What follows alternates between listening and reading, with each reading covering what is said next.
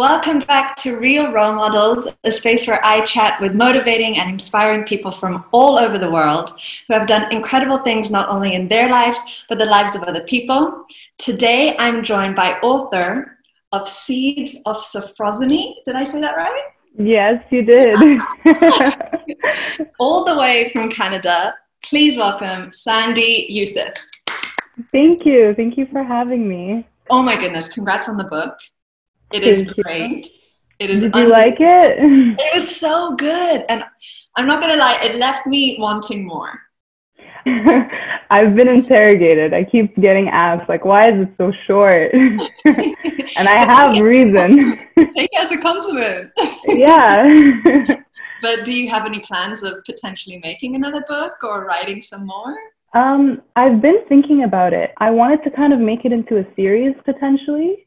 I've been brainstorming this actually, and it would be called the Colorful Mind series, and the book is bright yellow, and I would make basically colors of the rainbow, and it would be a tribute to several other people and their mental health struggles, and I'd be just paying tribute to people who want to share their stories anonymously, not anonymously. I don't know, it would be a good series for people to kind of understand each other and relate to each other. And I just love the idea of the colors and of different perspectives, because for those who don't know about the book, can you explain what it's about and particularly in what perspective it's written in? Because I think that's really interesting. Yeah, so it's a creative nonfiction, and I didn't know what that was until I actually wrote the book. My editor told me that that's what I'd written. It's not a dramatic story. It's more like an in-depth of someone's psyche or their thought process and their emotions, and almost like someone's diary or just train of thought. And it's about a young man living in India who'd been traveling around, and just his experiences with university. He's, roughly around our age, or younger technically. It was written 4 years ago. And it's just a compilation of technically people I've come across and their experiences, and wanting to put myself in their shoes.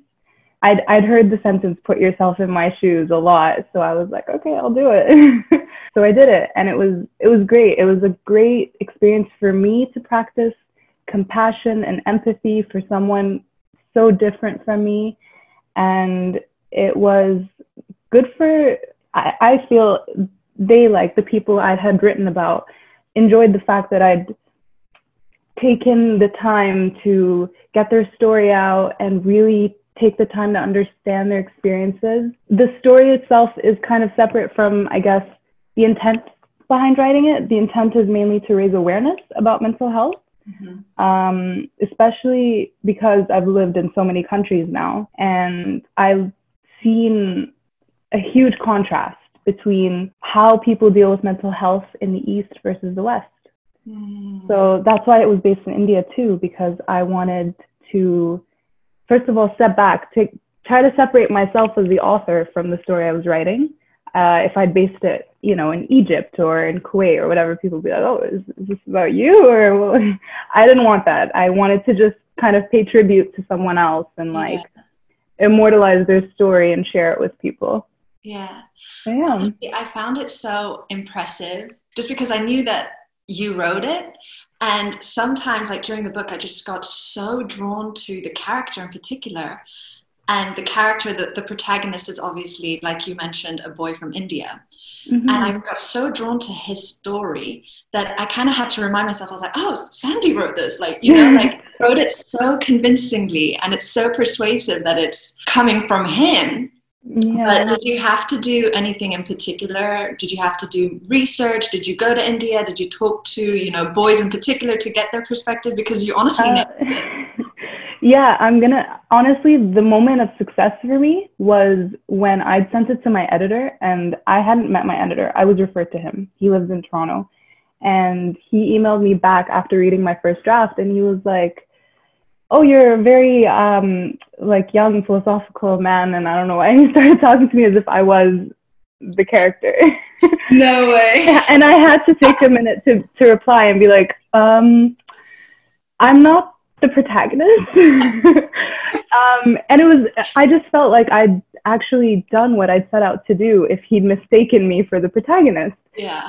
And then he told me, yeah, this is a creative nonfiction. It's based off of true stories, but it's obviously tweaked and adapted into the book. In terms of research, it was just people I'd connected with and took the time to talk to and understand. And the editing process is super long. I had like a group of editors. I had like the professional editor in Toronto. I had my friends who were all either bullying me to finish the book or helping me edit certain chapters. And it was fact checked and obviously read over by those people that I'd shared their story and, you know, made tweaks to be accurate, or, oh, did I get this right? Yeah, like this is exactly how I felt. It was a very like intimate process. So no other sources, just people. And obviously this is a huge achievement. It's definitely like a huge tick off like the bucket list. And definitely. You achieve this at such a young age. And I think if people sort of have, you know, writing a book as the goal in mind, they may potentially delay it because they don't know how to, or they don't have the time to. But do you mind just explaining what motivated you, or who motivated you, and how you sat down and started, and just the process of it all? Yeah, so it's been a dream of mine since I was a kid. I was like that 4-year-old walking around with like a pen and paper writing everything down. My parents were always really supportive too. And I guess I'd always known I eventually wanted to write a book. And I think I had the opportunity and I kind of just took it. It was luck, because one of my professors, the head of the professional writing department at University of Toronto, has a publishing company. And he offered, you know, certain students, if you have a good proposal that he'll accept, he'll help us publish. And I gave him a proposal. The thing is, I wasn't prepared because I come across this randomly. And maybe I shouldn't be admitting this, but I didn't have the book written. I went to him with a proposal and he liked it. And then I wrote 6 first chapters and I scrapped them. And then, yeah, because my gut instinct is to write about what I know, and what I know is, you know, myself or my own experiences, and it didn't feel right, especially knowing like it's gonna get buzz. Like people that I know from all the countries I've lived in are gonna be like, oh, Sandy wrote a book. So I was like, I'll take this chance to be like, oh, let's get talking about mental health. Yeah. But writing it itself, I think it took like 2 months. For anyone who actually wants to write a book, you just kind of have to do it. It's a huge leap of faith in yourself, because the process, I'd never realized, is a lot of self-doubt. You start to compare yourself. It's a really highly sought after title to be like an author. So like, it's intimidating. It's very like, I'm comparing myself to all these big names. Am I good enough? I write something down and then I read it. Is this even good? Does anyone want to listen to this? Does anyone care? Like, it's just, you kind of have to do it. Go against every ounce of doubt you have and just do it. And start in a Word doc and it'll get somewhere. The fact how you also explained how it was a process and that you did scrap and evolve like during the whole process, that's so inspiring and honest and true, you know. I already cannot wait for the series, like the next books. Obviously, mental health is a key component in this book. You also touched upon the differences between Western and Eastern. Do you mind explaining a little bit more? So basically, my experiences in the East, I'd grown up until I was around 18, mainly in the East. And I'd come across so many people that looking back, you don't understand as a kid, especially like, why did this person feel this way or act this way or whatever, especially when you are constantly getting exposed to it, but you don't have a reason to delve into it for yourself. And I realized that a lot of people were struggling for no reason.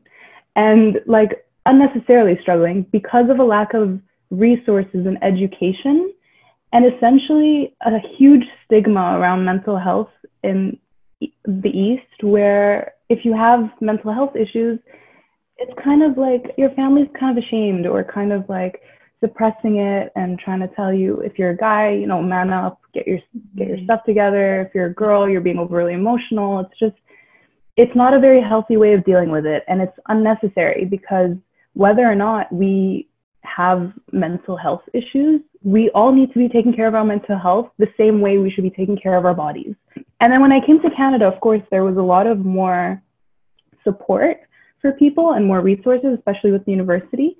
But then again, you kind of, as an immigrant, I understand you come with the stigma. You come with those ideas or that mentality of, you know, this is how your family's going to feel about it regardless.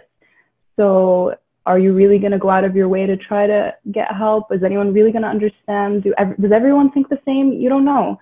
So I wanted to just get people talking, especially in the East, because it needs to be like a household word.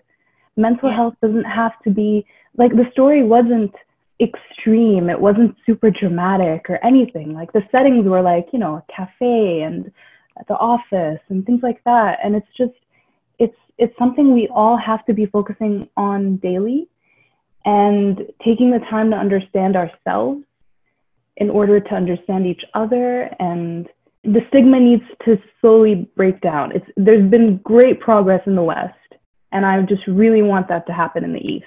Yeah, I love that. If you could leave us with like one key message or one piece of advice, whether it's what you want people to get from this book or just from life or from writing this book, what would it be? Get out of your comfort zone and try to understand each other. And it starts with understanding yourself. Be kind to yourself and really practice self-awareness. The word sophrosyne for me is what I strive to be. It's like a healthy state of mind where you are practicing self-control, moderation, and really taking the time to understand yourself.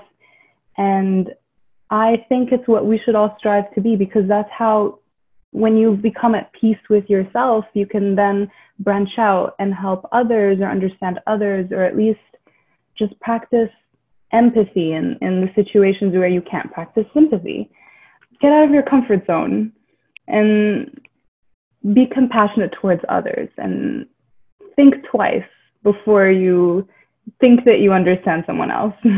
Thank you so much for your wise words and for the book. I honestly recommend anybody who hasn't read it to go get a copy. I honestly, I think I finished it in like a day or a couple of days. It's short. It's so like easy to read, but it left me at the end like, oh wow, you know. Aww, and that's when you know. That's when you know that it's a good book. I'm so glad. I love hearing what people think, and I love talking to people about the book and like getting the conversation going. So thank you for having me. And honestly, like, I'm very honored that you thought of me for your channel, because I've been watching you from afar. We live on different continents, and you've always been radiating positivity. So I love what you're doing. Oh, thank you so much. That means a lot to me. And thank you for the support. Wish you all the best. You too. I can't wait for the upcoming books. I'll let you know. Thank you for watching. I really hope that you enjoyed the video as much as I did making it. If you did, please like and subscribe. And if you know somebody who's inspirational and motivational in your life, or if you are that somebody and would like to share your story, please do reach out to me. Otherwise, keep on spreading the love and spread a smile a day.